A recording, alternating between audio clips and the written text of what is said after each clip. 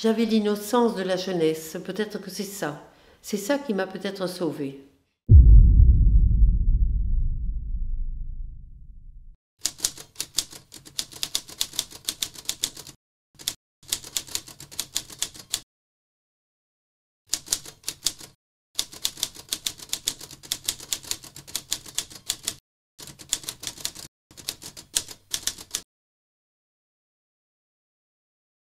Le lundi matin 24, je suis partie comme une grande, je me suis levée, je suis arrivée à Toulouse, je suis arrivée 4 rue Sainte-Catherine.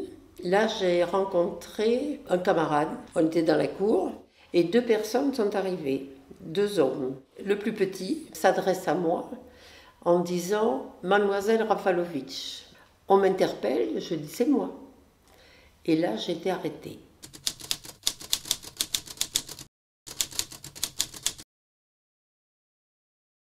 On savait qu'on allait aller à Drancy. Il n'y avait personne qui était angoissé ou quoi que ce soit. Les Alliés avaient débarqué en Normandie. J'entendais parler, là, tous les hommes qui parlaient entre eux. Nous serons libérés. Donc il n'y a pas d'appréhension. Pour moi, la question de juifs ou des choses comme ça n'existait pas parce que je ne le connaissais pas.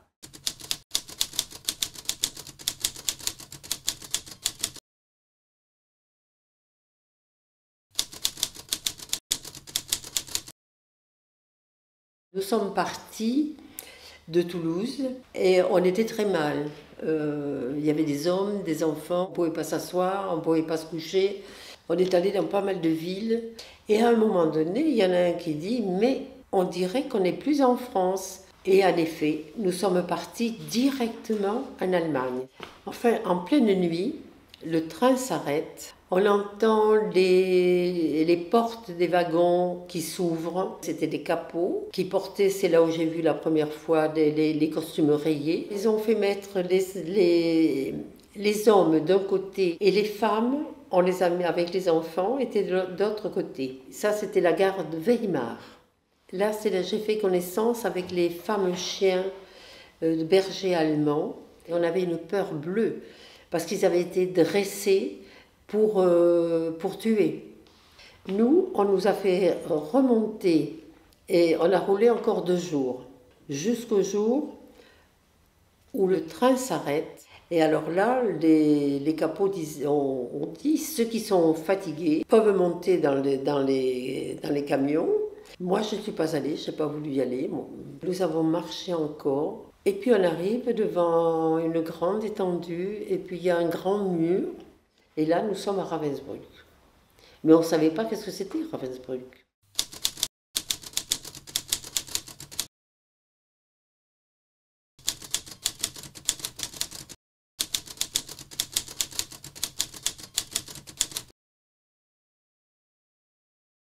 Nous étions le premier transport où il y avait d'enfants juifs qui rentraient à Ravensbrück.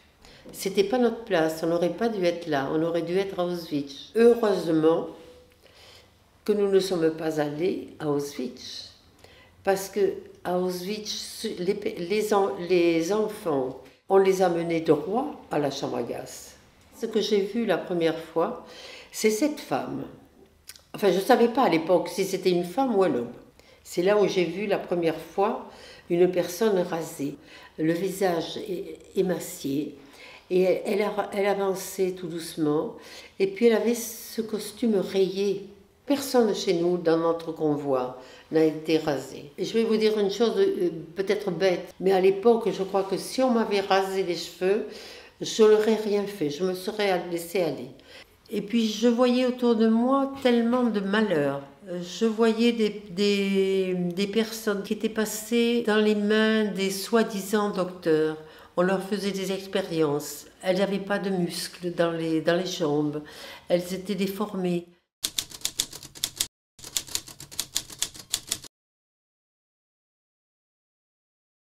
J'avais l'étoile de David et mon matricule 49 595. Ah là, on a commencé déjà à entendre des sirènes. mettons 5h, 5h30, il fallait aller sur la place du camp. Il fallait compter tant qu'eux n'avaient pas leur compte, parce qu'il y avait des personnes qui décédaient dans la nuit. Je me suis toujours arrangée, dirons-nous, pour ne pas travailler, pour essayer de passer à travers les mailles. Parce que je savais que si j'allais travailler, j'aurais peut-être pas supporté. Parce que j'ai vu tout de suite des personnes de notre convoi qui étaient très bien, mais après, elles ne pensaient qu'à une chose, à partir, à mourir le plus rapidement possible. J'ai tout de suite ressenti qu'il fallait que je fasse attention à moi, parce qu'autrement, je serais vite anéantie. Et puis j'avais une faculté aussi, j'avais l'innocence de la jeunesse, peut-être que c'est ça. C'est ça qui m'a peut-être sauvée. Un soir, il y a une Stubova qui m'a fait rentrer dans un bloc. On m'a dit, tu te couches là. Il y avait des grands chalits. Et puis le matin, c'était un dimanche matin, je me suis réveillée et je vois il y a une personne, une déportée, qui était en train de chercher certainement une amie. Elle me regarde. J'ai tout de suite compris qu'elle me disait que j'étais couchée à côté d'une morte. Inutile de vous dire le bond que j'ai fait que je suis partie. Ça, c'était ma première approche vraiment de la mort.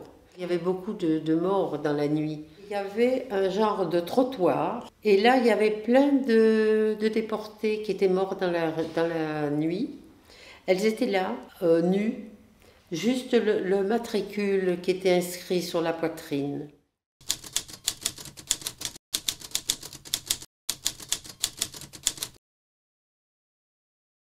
Bergen-Belsen était un camp d'extermination. Les gens mouraient, tombaient comme des mouches là-bas. On ne vous donnait pas à manger. Vous aviez toutes les maladies possibles. Il y avait le typhus, il y avait la dysenterie, il y avait tout ce que vous voulez.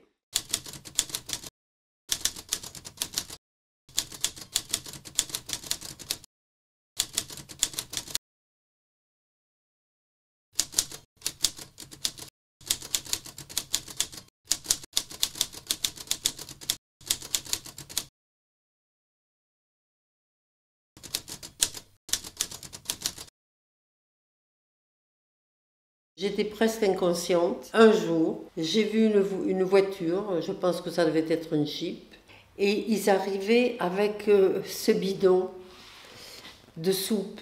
Et quand j'ai vu ça, je me suis précipitée, et là, je suis tombée malade. Je n'avais jamais rien eu pendant tout le temps de ma déportation, même pas un rhume. Là, on est resté bien un mois encore, parce qu'il a fallu que les Anglais voient ceux qui étaient malades. Mettons 50% des personnes qui étaient vivantes au moment de la déportation sont décédées. Et puis toute la journée, après, tous les jours, il y avait des personnes, des infirmiers qui venaient avec un brancard et qui emportaient des personnes alors malades, où ils les amenaient au revire, c'est-à-dire pour les soigner. Mais moi, je n'ai pas voulu y aller. Pour moi, le revire était également synonyme de mort. Après, ils ont commencé à nous amener, à nous doucher. Et puis quand ils ont vu qu'il n'y avait plus de vermine sur nous, qu'il n'y avait plus rien, on nous a amenés dans des casernes. D'ailleurs, après, j'ai toujours dit, j'ai commencé dans une caserne Caffarelli, et j'ai fini ma déportation, caserne de la Wehrmacht à Bergen-Belsen.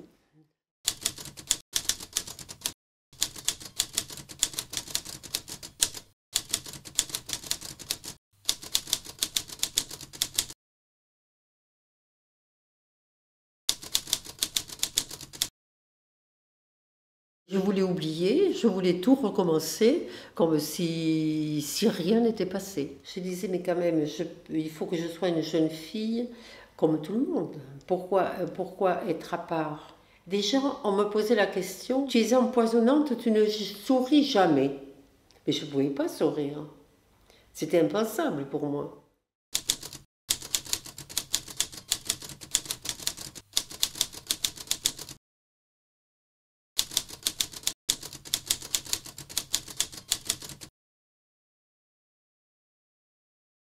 Avec mon mari, on a tiré, parce que lui aussi a été déporté, on a tiré un trait sur cette période. On ne voulait plus, on ne pouvait pas vivre avec ce qui s'était passé. Mais je suis obligée d'y penser. On ne peut pas faire comme si ça n'avait pas existé. Ne serait-ce que, par exemple, quand je témoigne de la journée, dans la nuit, tout revient. Mais il faut le faire. Il faut le faire tant que, bon, la vie telle qu'elle est, c'est comme ça.